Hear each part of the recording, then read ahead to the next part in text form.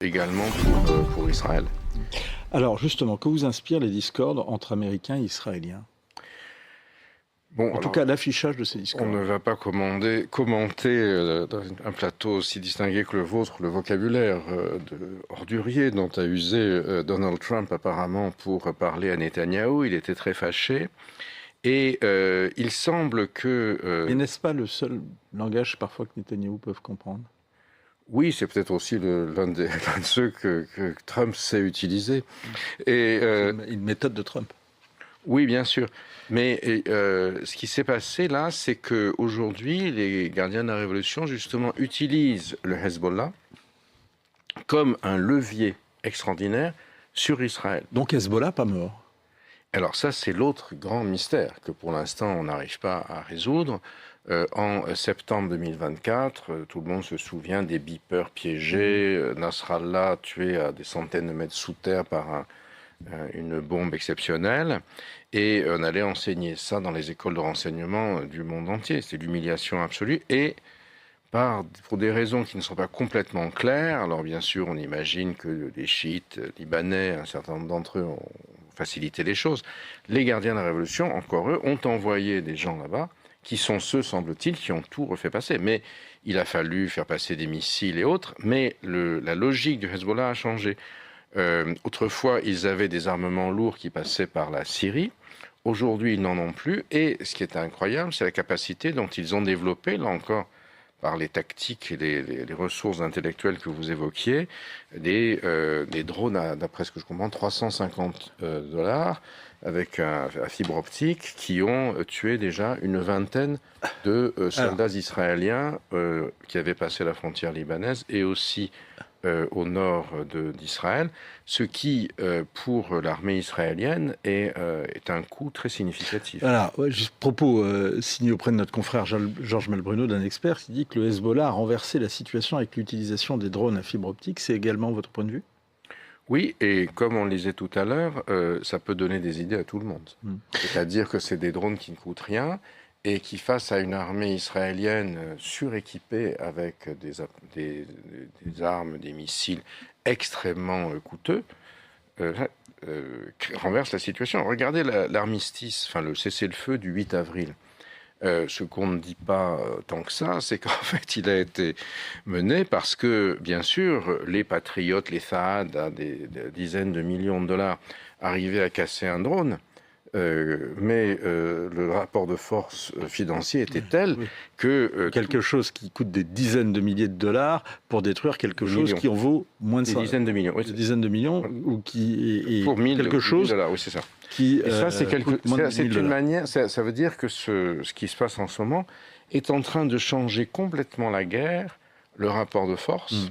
On revient à la guerre asymétrique pure. Une guerre asymétrique, oui, qui peut aussi se prolonger à l'intérieur des sociétés. Alors, justement, est-ce que la résistance du Hezbollah et quelque part cette forme de résurrection peut lui apporter des soutiens? Je pense que oui, aujourd'hui dans le monde musulman, même si le Hezbollah est chiite et la plupart des musulmans sunnites, le fait que le Hezbollah apparaît comme si j'ose dire, le David chiite contre le Goliath israélien. Donc le renversement des Goliaths. Exactement, oui, c'est quelque chose. Voilà, tout à fait. C'est quelque chose qui lui vaut des soutiens. Ça avait été le cas autrefois. Le Hezbollah avait été, entre autres, créé par l'Iran pour exercer de l'influence sur ses voisins arabes qui étaient jugés trop tièdes avec Israël. Et Nasrallah, justement, était une figure extrêmement populaire, y compris en monde arabe sunnite et même chez des chrétiens arabes. Alors, c'est deux choses peut-être à souligner, Gilles Kepel. Premier, ce que vous êtes en train de dire, finalement, c'est que ça peut apporter des soutiens, par prestige, à l'extérieur. Mais est-ce que on n'observe pas à l'intérieur, en Liban, une exaspération d'une partie de la population, y compris de la population chiite, par rapport au jusqu'au-boutisme du Hezbollah? Oui, le problème, c'est que... là n'est pas la faille. Bien sûr, oui, mais le problème, c'est par exemple, on le voit, il y a eu hier soir des négociations qui auraient abouti entre la délégation libanaise et la délégation israélienne qui se sont rencontrées à Washington sous les auspices du département d'État américain. Mais le Liban, le gouvernement libanais n'a aucun moyen de mettre en œuvre un cessez-le-feu puisque son armée est moins bien équipée que les milices du Hezbollah. Donc vous en avez toutes sortes, et jusque et y compris, on peut penser que dans la population chiite, il y a libanaise, il y a des gens qui en ont assez de passer leur temps à être pris en otage finalement des coups portés à Israël. C'est la énième évacuation de la banlieue avant qu'ils ne reviennent chez eux parce que Bibi Netanyahou a dû faire rebrousser chemin sur instruction de Trump avec le vocabulaire que nous avons vécu tout à l'heure. Mais il n'y a aucune solution. Mais pour les gardiens de la révolution, ça n'a aucune importance. Ils instrumentalisent le Hezbollah et prennent en otage également les chiites libanais et, ce faisant, gagnent des points contre Israël. Parce que vous avez vu qu'aujourd'hui, la situation en Israël est particulièrement préoccupante pour Netanyahou. Quand il a donné le sentiment de canner, si vous me passez l'expression, face aux abjurations de Donald Trump, son opposition, parce qu'il va y avoir des élections à la Knesset dans quelques mois, son opposition, y compris Yair Lapid, qui était considéré plutôt comme, entre guillemets, moins à l'extrême droite que lui, pour ne pas dire qu'il était plus à gauche, l'ont vilipendé en disant qu'est-ce que c'est que ça, Israël est un État indépendant, nous ne sommes pas les toutous des Américains, on n'est pas une république bananière, et la carpette sur laquelle Trump s'essuie les pieds, et Bennett a dit, moi j'aurais, son allié dans la coalition anti-Bibi, moi j'aurais rasé la banlieue sud. Donc ça veut dire que vous avez... Une espèce de surenchère. De surenchère. En Israël, qui met le pays dans ses contradictions, même si les sondages montrent aujourd'hui que une majorité des Israéliens se considèrent comme de droite, aussi du fait de l'évolution démographique, que les colons font 12 enfants, les ultra-religieux aussi, et que les Israéliens laïcs ont 2 enfants et un chien,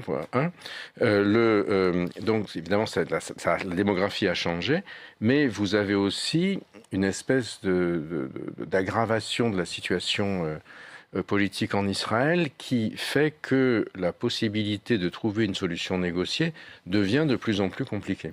On voit des drones, dans un autre ordre d'idée, frapper partout. Donc on a parlé justement du Sud-Liban.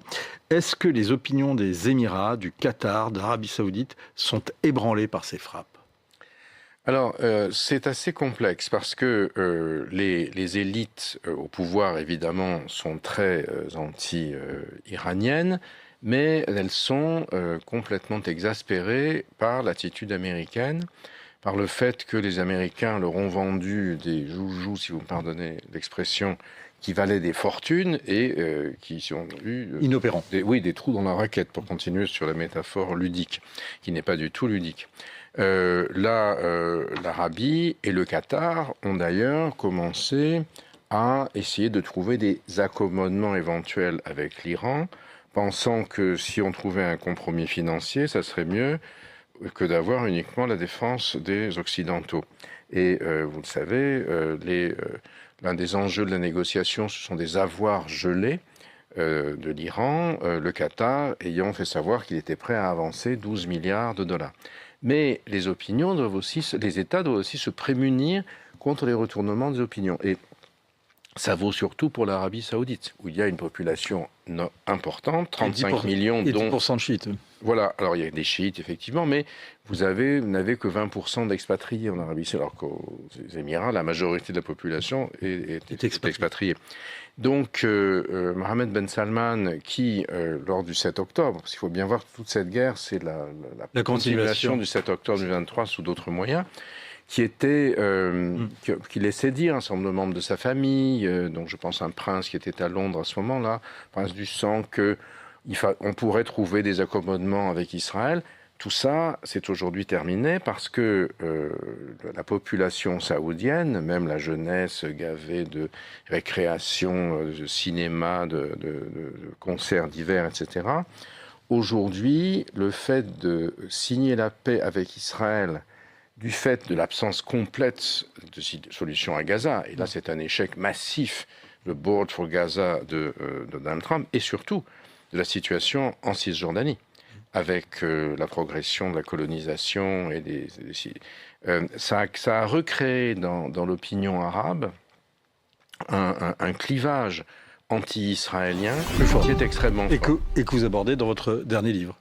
Également. Merci beaucoup Gilles Kepel. Justement, on va le signaler. Le bouleversement du monde, c'est chez Plon et c'est un livre absolument à lire. Merci beaucoup d'être venu nous éclairer ici sur le plateau du Figaro TV.